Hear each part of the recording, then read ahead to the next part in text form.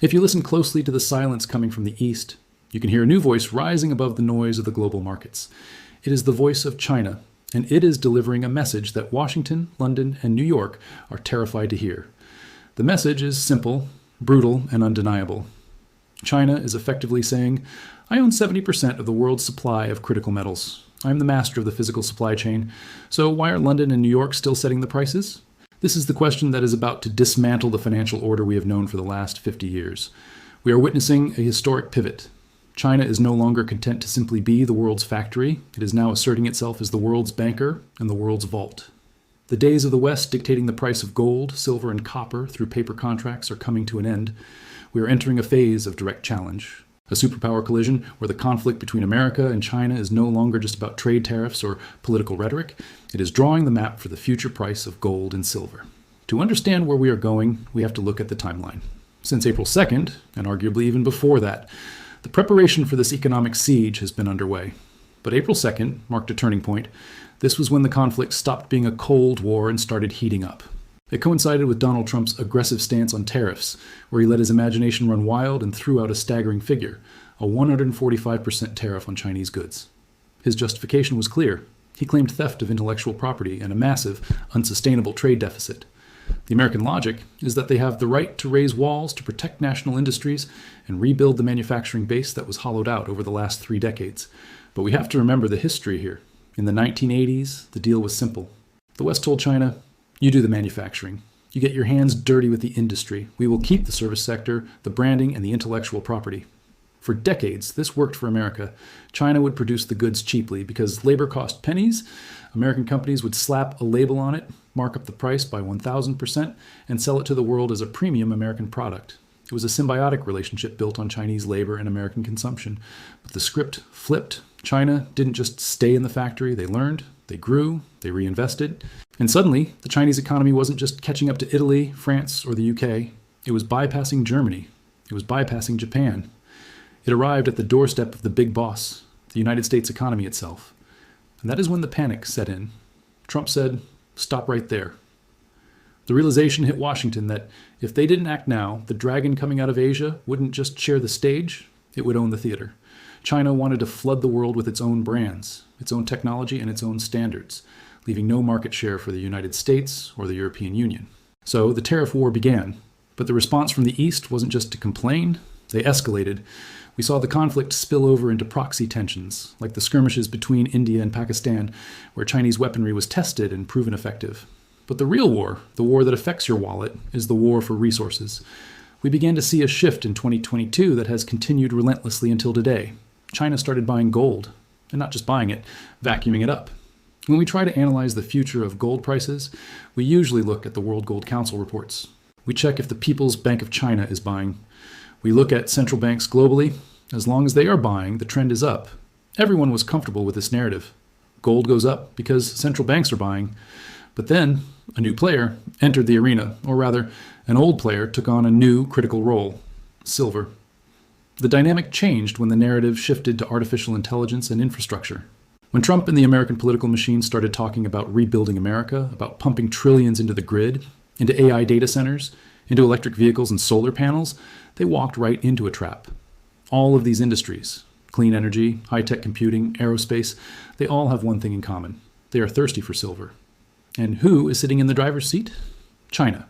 China is the second largest silver producer in the world, churning out roughly 13% of the global supply, which is about 109 million ounces a year. But production is only half the story. Through strategic refining and processing domination, China effectively controls 70% of the usable supply chain for these metals.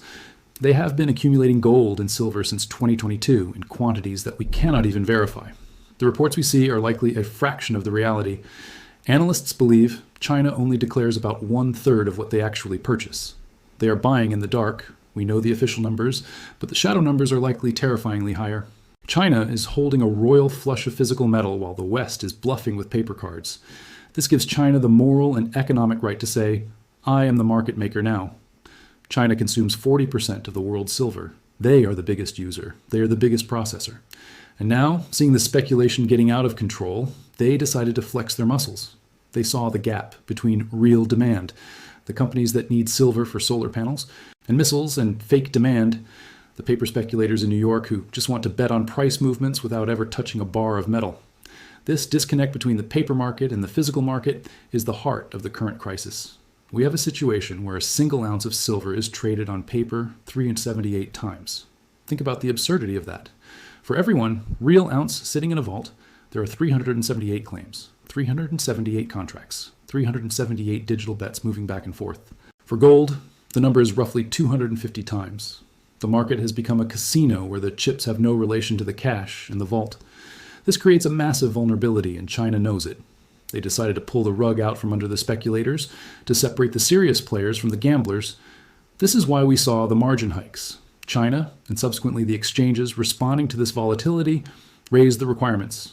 They said, if you want to play in this market, you need to show us the money. They raised the margin on futures contracts significantly.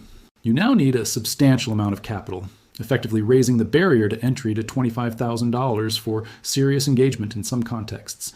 This wiped out the small fish. The guy trading with $1,000 or $2,000 in his account, leveraged to the moon, was forced to liquidate. The platforms that allowed you to trade with a single dollar were squeezed. This move was designed to prove seriousness. If you can't put up 10% or 20% of the contract value, you don't belong here. The immediate result was what we saw on December 29th and the days surrounding it, a massive sell-off. Prices dropped from $79 down to $71. Why? Because the speculators had to sell to cover their positions. They were cashing out to protect their capital. But do not mistake this drop for a lack of value. This was a cleansing. This was China saying, we are stripping away the paper noise so that the true price can eventually emerge. It is a power play. China is asserting that no one has the right to set pricing rules except for the entity that holds the physical assets. And this brings us to the elephant in the room, or rather, the empty room. The United States gold reserve. The American narrative has always been built on confidence. Trust the dollar, it is as good as gold. They claim to hold 8,133 tons of gold, the largest stockpile in the world. But here's the problem. Nobody has seen it. There has not been a full, transparent, independent audit of the U.S. gold reserves in over 50 years. It is a state secret. It is treated like a military operation. They tell us it is there, but there is no inventory, no verification, no proof. There are legitimate theories and historical whispers suggesting that much of this gold was sold off during the Vietnam War to stabilize the economy, or leased out to bullion banks and never returned. The gold in Fort Knox is Schrodinger's gold. It exists, and it does not exist at the same time, depending on who you ask. At the beginning of Donald Trump's first term, there was talk of him visiting the vaults, of doing an audit. It never happened. Mnuchin, the Treasury Secretary, paid a visit, but there was no audit. The opacity is deafening. Contrast this with China. While America hides behind 50-year-old ledgers, China is physically importing metal by the boatload, month after month, year after year. If you're a global investor, who do you trust? The country with the paper receipts from 1974, or the country that is actively draining the London and Swiss vaults today? This is the new battleground. The monopoly of the West is broken. China is essentially saying, I am the monopolist now. I control 70% of the flow. Therefore, the price discovery happens on my terms.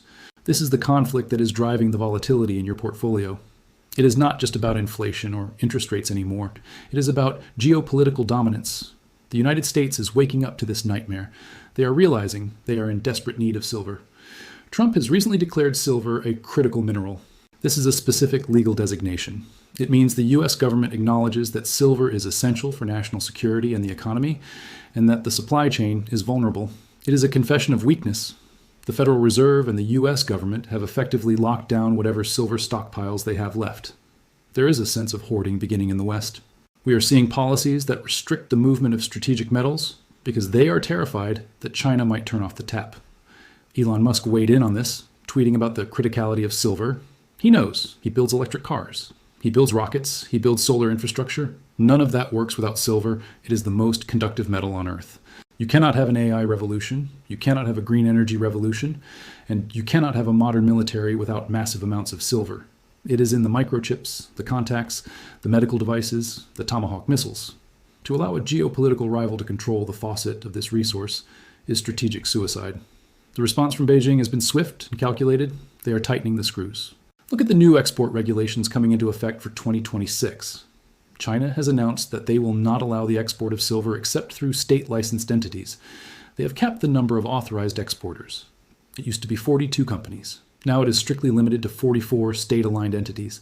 No individuals, no private brokers, only the state sells. This is a bottleneck. This is a siege weapon. By controlling exactly who can sell and how much, China can starve the Western tech sector of the raw materials it needs to compete. This creates a massive fundamental squeeze. We already know there is a shortage. The London Metal Exchange, LME, reported back in early December that the ratio of demand to available inventory is terrifying. They stated that the demand is 2.5 times the available stockpile. We have demand stripping supply by 250%, and we have had a structural deficit for 6 years in a row. We are consuming more silver than we mine every single year. And now, in the middle of this shortage, the biggest supplier is locking the gates. This conflict is the engine that will drive prices in 2026. You cannot look at a chart and apply simple technical analysis when the fundamental structure of the market is being weaponized. The price of gold and silver is now a function of the trade war. It is a casualty, or a beneficiary, of the struggle between the declining hegemon, the USA, and the rising challenger, China. Let's look at the price targets that the major banks are whispering and shouting. But let's talk about the technical perspective alongside the geopolitical one. The consensus is building around a stabilization at $4,500 for gold, leading to a push toward $4,800. These numbers sound insane compared to where we were 5 years ago, but we are living in a different world now. We are living in a world where the US dollar is being weaponized, and in response, the rest of the world is fleeing to neutral assets. And there is no asset more neutral and more essential than physical metal. The paper market manipulation, the margin hikes, the 378x leverage, can only suppress the price for so long. Eventually, reality breaks through. You can print a paper contract, but you cannot print a silver ounce. When Apple needs silver for an iPhone or Lockheed Martin needs it for a guidance system, they cannot use a paper contract. They need the physical metal. And if China has it all, the price is whatever China says it is. The margin hikes we saw recently were a tactic to shake out the weak hands, to transfer the ownership of contracts from the retail public to the strong hands who can afford the $25,000 entry fee. It was a transfer of wealth. The price drop was the bait. Now that the weak hands are out, the stage is set for the next leg up, driven not by speculation, but by scarcity and strategic hoarding. So what does this mean for you? It means that the volatility we are seeing is not noise. It is the sound of the tectonic plates of the global economy grinding against each other.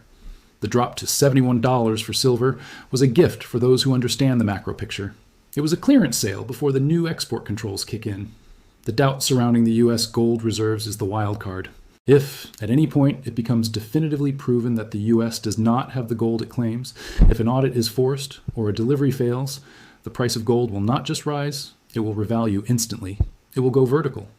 China knows this. That is why they are not selling their gold. They are buying yours. They are buying the West's gold while keeping their own production entirely domestic. They are playing the long game. The trade war is just the surface level. The deep war is the currency war, and gold and silver are the ammunition. We are looking at a future where silver is not just a precious metal, but a strategic energy metal. It will be treated like oil. Nations will go to war over access to silver deposits. The scarcity is real. The deficit is real. And the political will to restrict supply is real. When you combine a 6-year production deficit with a 145% tariff war and an export ban, you have the recipe for a super cycle. The banks know it. That is why JP Morgan and UBS are issuing these targets. They are positioning themselves. The question is, are you positioned? The window to acquire these assets at these prices is closing. The paper price is a distraction. Look at the physical flows. Look at the Shanghai Gold Exchange. Look at the premiums. The East is paying a premium because they value the metal. The West is discounting the paper because they value the dollar. That divergence will close, and it will close in favor of the metal. In conclusion, the narrative that China is just a manufacturing hub is dead. China is the resources king. They have challenged the U.S. dominance by attacking the very foundation of Western financial power, the control of commodity pricing. By hoarding gold, restricting silver, and exposing the fragility of the paper markets, they are rewriting the rules. The recent margin hikes were just a skirmish in a much larger war. They cleared the field of speculators, leaving the giants to battle it out. With the U.S. designating silver as a critical mineral and hoarding its own supplies, and China restricting exports to a handful of state companies, the free market for silver is effectively over. We are in a managed market, a strategic market, a war market. Do not be shaken by short-term dips. These are manufactured moves in a game of 4D chess. The long-term trajectory is dictated by the fact that the world needs more metal than it has, and the people who have it are not sharing. The $5,000 gold target and the explosion of silver prices are not fantasies. They are mathematical inevitabilities based on the current supply constraints and geopolitical friction. This is the reality of the market today. It is a dangerous time, but for the informed investor, it is the opportunity of a lifetime. The reset is here. The power is shifted, and the price is about to follow. I hope this analysis opens your eyes to the deeper currents moving the market. Your opinion matters to me. What do you think about China's strategy? Are the US reserves empty? Let me know in the comments. Your subscription is vital for us to keep bringing you this level of truth. Like the video, share it with anyone who needs to wake up, and don't forget to pray for peace and prosperity for the whole world. Peace be upon you.